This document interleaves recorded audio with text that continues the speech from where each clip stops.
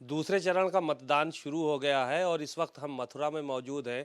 मथुरा की जानी मानी शख्सियत चौधरी लक्ष्मी नारायण उत्तर प्रदेश सरकार के मंत्री भी हैं, वो हमारे साथ बातचीत के लिए मौजूद हैं। उनसे बात करते हैं। सर, बड़ी मेहनत और कंधों पे बड़ी जिम्मेदारियां हैं आप लोगों के, क्योंकि आप ही लोगों ने पिछले 2 बार यहाँ पे मेहनत करके चुनाव जिताया।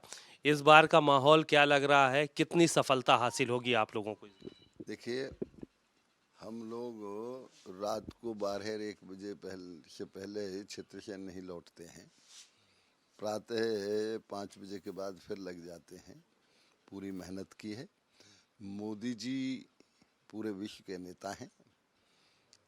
इस समय राष्ट्र के विकास और राष्ट्र के निर्माण के लिए और आदरणीय योगी जी की सुशासन के लिए मतदाता पूरी तरह से मत भारतीय जनता पार्टी को देने के लिए तत्पर है।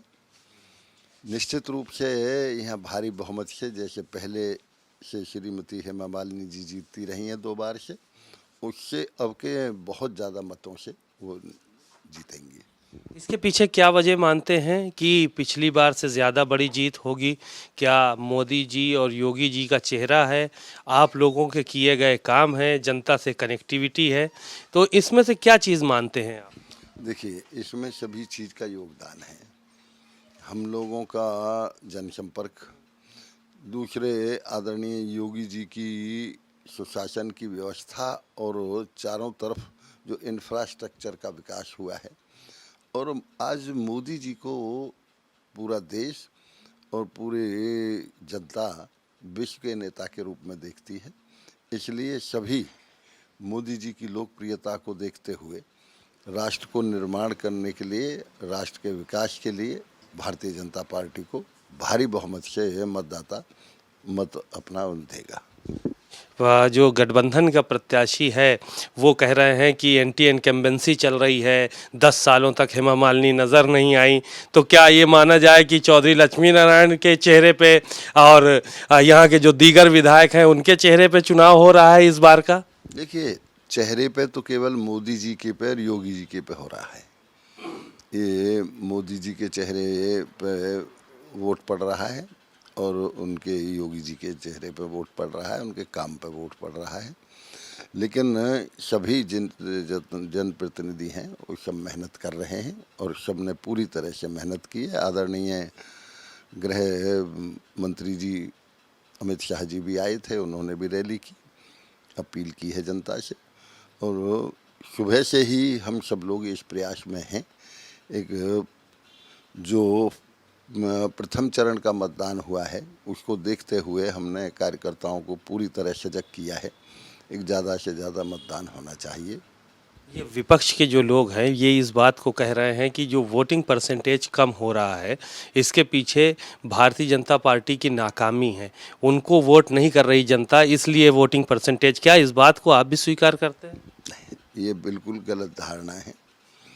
हाँ, मैं इतना ज़रूर कहता हूँ कि अब के चुनाव में मुझे पश्चिम उत्तर प्रदेश के अनेक ज़िलों में जाने का मौका मिला है। न किसी दल का कोई झंडा है, न किसी दल का कोई बैनर है, न किसी भी दल की कोई स्टिकर हैं, न कार्यकर्ताओं की इस तरह की उत्साह है। इसमें कोई दो राय नहीं है। एक पहले और अब के चुनाव में काफ़ी अंतर है, इसलिए मतदान कम हुआ है। लेकिन यहाँ मथुरा लोकसभा के लिए मैं ये कह सकता हूँ, एक यहाँ मतदान पहले से ज़्यादा होगा। यहाँ कार्यकर्ता बहुत जागरूक है, सब जनप्रतिनिधि बहुत जागरूक हैं। और चूँकि मथुरा में योगी जी लगभग 42 बार आ चुके हैं अपने कार्यकाल में, और उनके सुशासन का प्रभाव है और मोदी जी की लोकप्रियता का बहुत बड़ा प्रभाव है।